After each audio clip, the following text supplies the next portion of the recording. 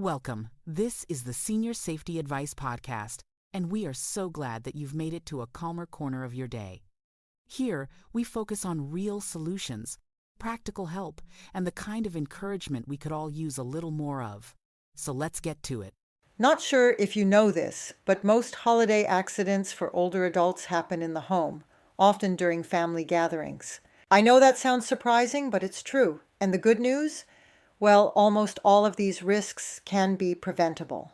In today's episode, I'm going to share a few simple steps you can take to host a safe gathering for your aging parents without stress, without overwhelm, and without turning your home into a hospital room. You'll learn what to watch for, what to change, and how small tweaks can make a huge difference in comfort and safety.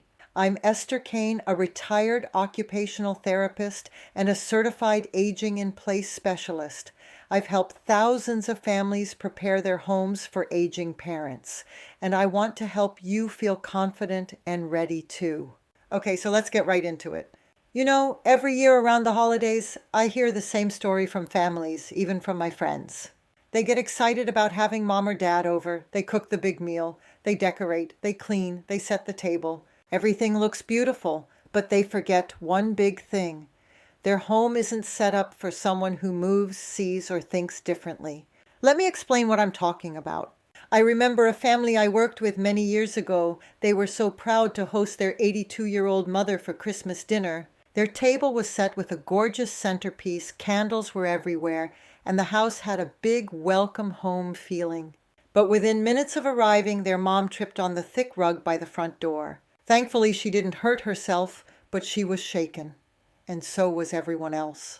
That moment changed everything for them. They realized it wasn't about making the house look perfect. It was about making it safe and comfortable for the person they loved. And that's really the heart of today's conversation.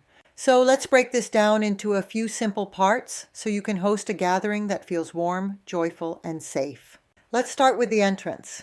The front door is the very first moment of the visit, and it sets the tone. You want it to feel easy, not stressful. So ask yourself a couple of things. Is the path to your door clear? Make sure there are no leaves, no ice, no cords, no holiday decorations blocking the walkway. Is the lighting bright enough? Many older adults can adjust quickly to changes in light. A dim porch light makes the first step harder than it needs to be. Does your parent need hand support? If there's no railing, offer your arm.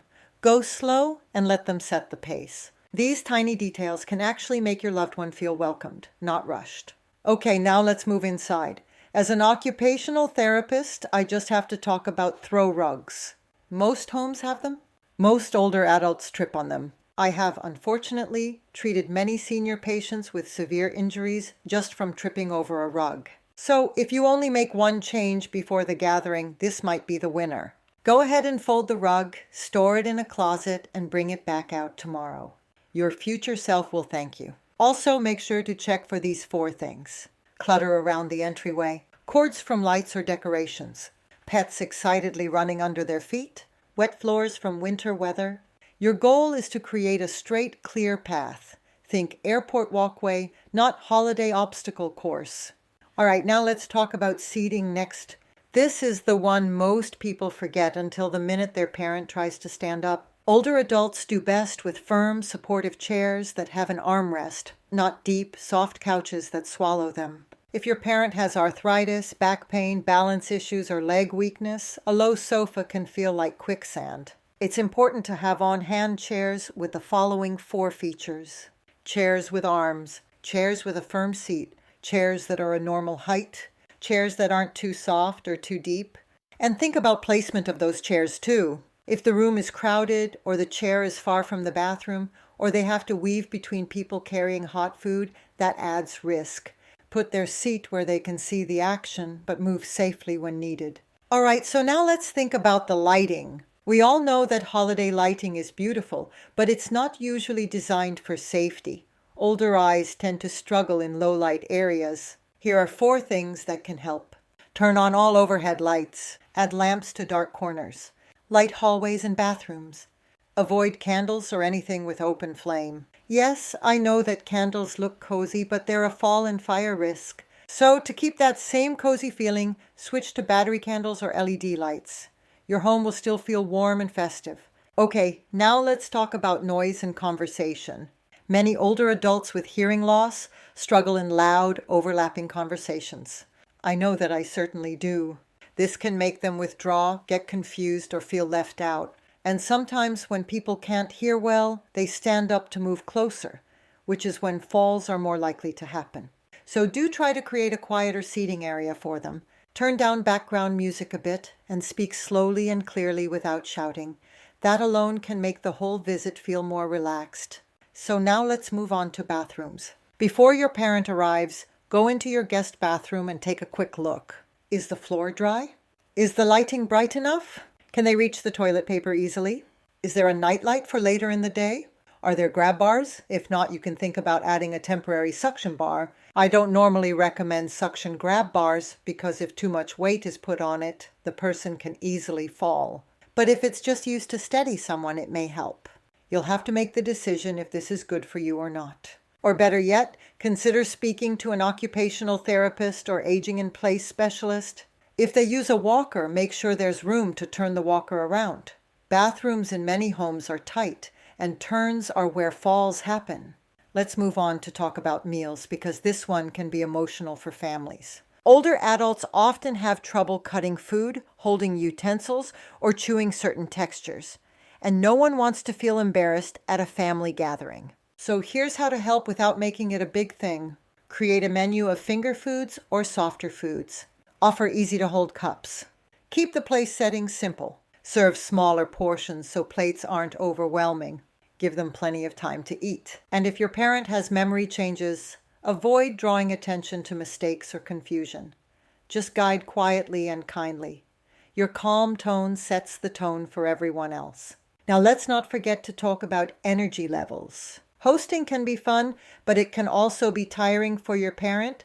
Give them options for breaks. Set up a quiet area with a comfortable chair. Let them rest if they need to. Holidays don't have to be all high energy all the time. This is especially important if your parent has dementia.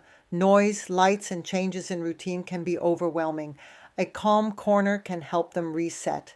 Here's something most families never think about: the trip home. After a long day, your parent will be tired. Fatigue increases the chance of falls during transfers, getting in the car, stepping off a curb, climbing porch stairs. So go slow. Bring a flashlight if it's dark. Hold their arm and check that they're steady before they take each step. That extra 30 seconds can prevent a broken hip. As we wrap up, I want to leave you with this thought. Hosting your aging parents doesn't require a perfect home. It requires a thoughtful home. It's about hospitality that goes deeper than decorations or a big meal. It's about making sure the people you love feel safe, included, and supported. And when you do that, the whole gathering becomes easier for you and for them. You're not just hosting a holiday. You're creating a memory that feels good. And that's the best gift you can give. I want to thank you for joining me today. If this episode brought a little calm to your day, share it with someone you care about. Maybe someone who could use a reminder to pause and reflect. You'll find more gentle reflections and resources for seniors and caregivers at seniorsafetyadvice.com. And come back tomorrow for another daily moment of calm, guidance, and encouragement, right here on the Senior Safety Advice Podcast. Until next time, take care of yourself and the ones you love.